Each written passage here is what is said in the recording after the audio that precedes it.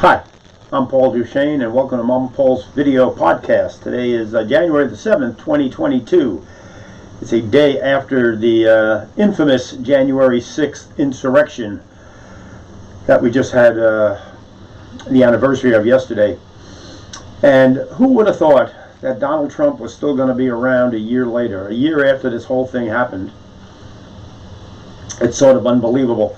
What I'm doing today is just a tiny little basement diary, and I'm just going to catch up on why I haven't been on for almost a month now.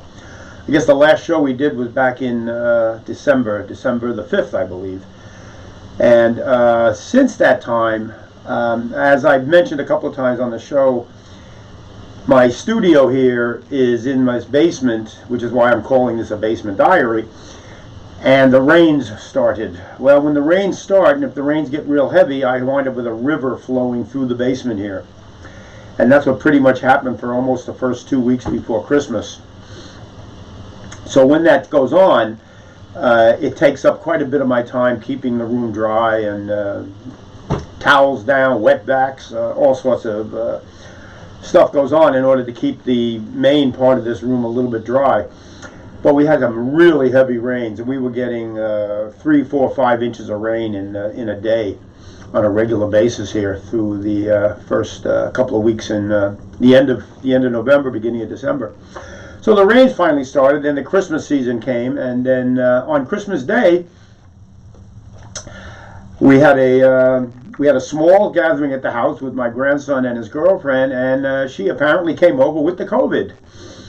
And 2 days later, I came down with COVID. So for the last 2 weeks now, we've been recuperating from having the COVID. This was the Omicron, so it wasn't as bad, and I didn't wind up in a hospital or anything like that. But it definitely knocked the energy out of you. Let's put it that way. Definitely knocked me down for a couple of weeks, and the wife and I have both been pretty debilitated for almost 2 weeks now, and today is about the first day that I'm actually feeling better, getting ready to go back to regular job tomorrow. So I just wanted to do a tiny little catch up here. The camera that we're working with, the McVeigh camera, I've had problems with this on and off, and over the course of the holiday I downloaded and did all the updates I needed to do for the camera.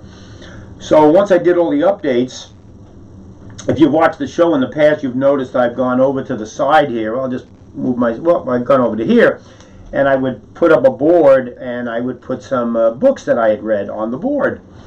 Well, I could shrink the frame. I could shrink the frame and make the frame much smaller. Well, for the last 3 or 4 months, every time they do an update with this McVeigh, M-E-V-O, McVeigh camera, which is now owned by Logitech, and ever since it's been bought by Logitech, it's been nothing but a steady decline in their services. 3 times they made it smaller. They made the frame smaller. They would do an upgrade, and the frame that I could make would be larger and larger. So I couldn't make a small frame anymore, which allowed me to bring the camera in on a close-up to the books I would put on the side. Well, they would do an update, and I could not make the frame smaller. It was larger frame, larger frame, larger frame. And finally, with these last updates, the smallest frame I can get is the same exact size as the frame that we're looking at right now, that I'm on right now. That's the smallest frame. So they've deteriorated the quality of the camera over the course of the last 3 or 4 months. The other thing that's been happening with the camera is I'll be shooting the show here right now, and suddenly I'm looking at my output on the screen in front of me. That's here. Let me do there's the wide shot. There's the wide shot. So I'm sitting here right now, and there's my my iPad, and the iPad is a control device for the camera. Well, I'm looking at the iPad, and suddenly my face is frozen, or it's gone into a digital crimp. 2 of these things have happened. It turns out that let's get back to the regular static shot. As it turns out, the camera is recording. The recording is okay, but the viewfinder is showing me that it's not. So there's another problem that's been developing with the camera.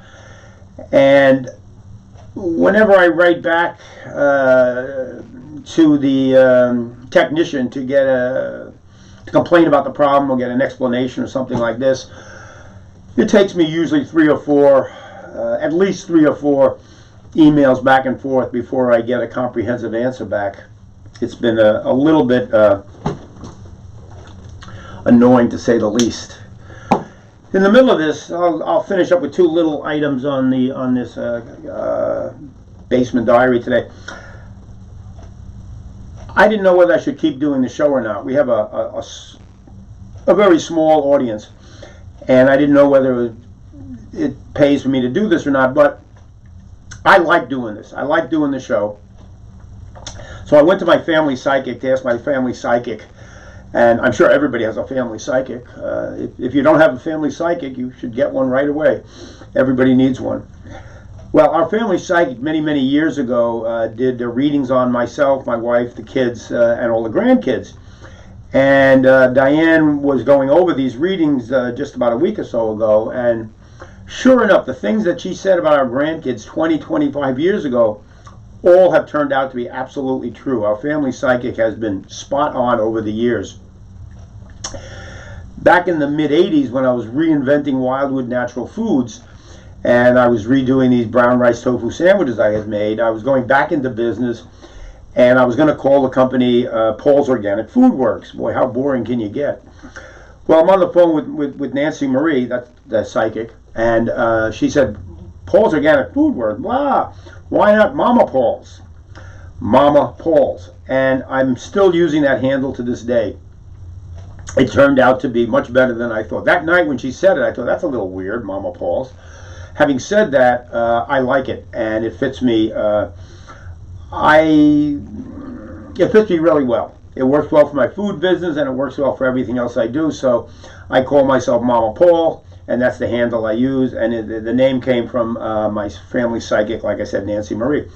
So I made a call to her and had a reading, and basically she encouraged me to keep doing the show. She definitely encouraged me to keep doing the show, and she talked about how, well, I talked about how I'm getting older, and I don't have the kind of energy I used to have. Well, I may be from here on up with a lot of energy, but from here on down, I don't have the kind of energy I used to. So I don't walk as fast as I used to. I have ankle problems, you know. People my age, we start to wind up talking about our problems more than we talk about what's going right with us. And I know that I need to be doing things that are more sitting in a chair, which is what this is. So she encouraged me to keep going on with the show and doing the show, and just to get clear about what it is that we're trying to do here. Now, I read a lot of news, and I feel like what I'm doing is summarizing the news and looking for the trends that are happening.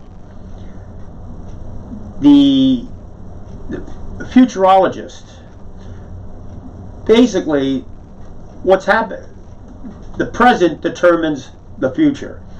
Because what was the present just a second ago is the future in a matter of seconds. So as the present is happening, it falls right into the future.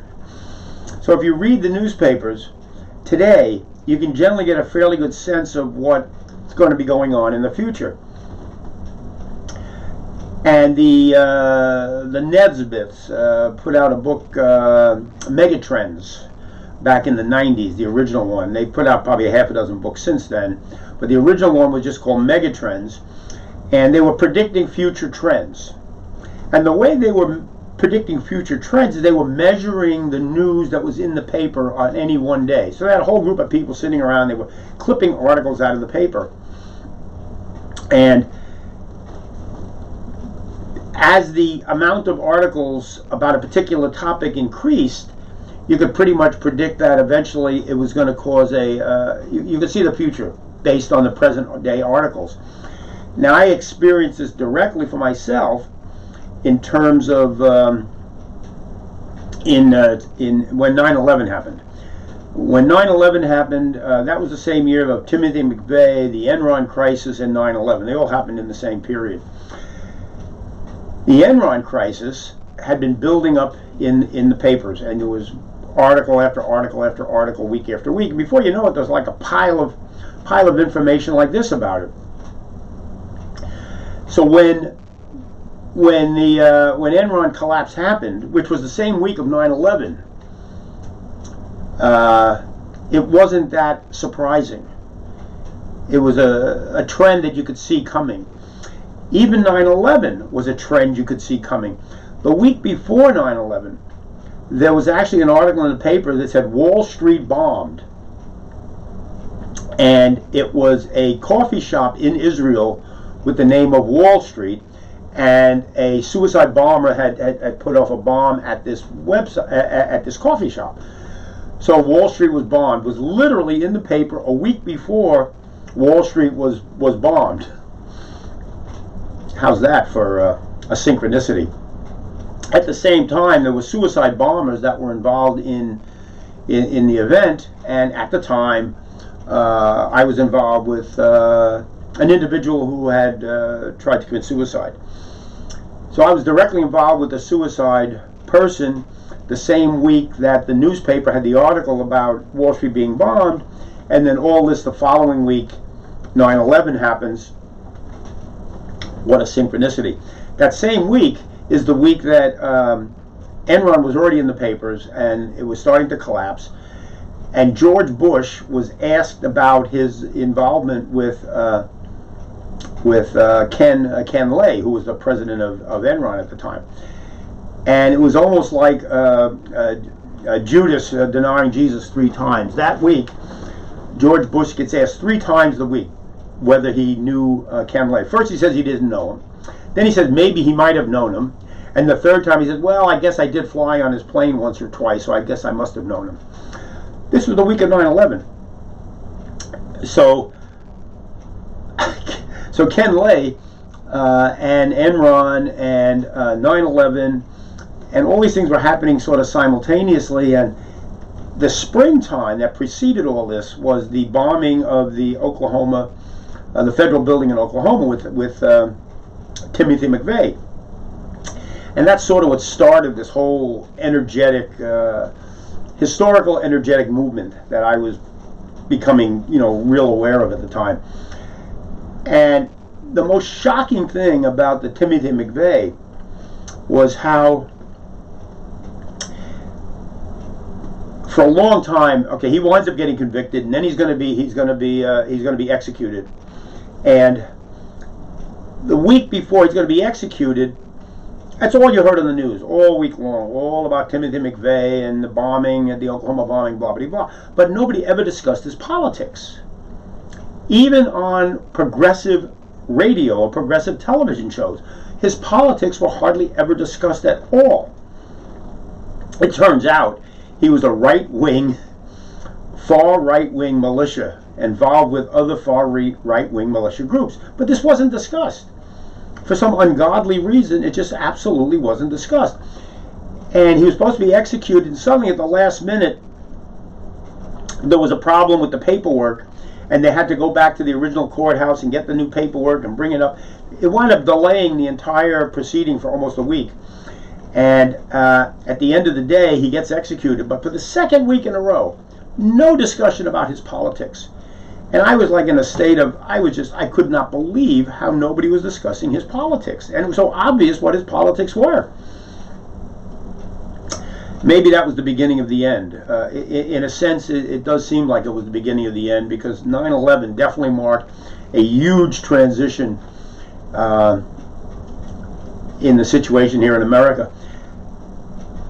Dick Cheney, during that time, was George Bush's vice president. Well, Dick Cheney certainly was not a hero to anybody that I knew. Who winds up being the only Republican who is standing up against Donald Trump today? Dick Cheney. Liz Cheney, the daughter, is like the most outspoken person on this committee investigating the January 6th.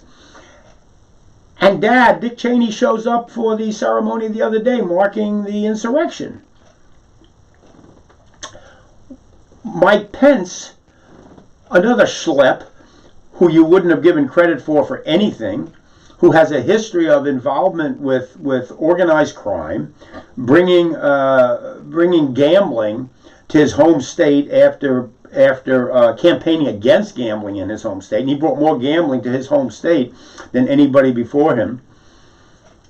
He winds up calling Dan Quayle, the other disgraced buffoon from the 90s, who gives him the advice about not throwing the election.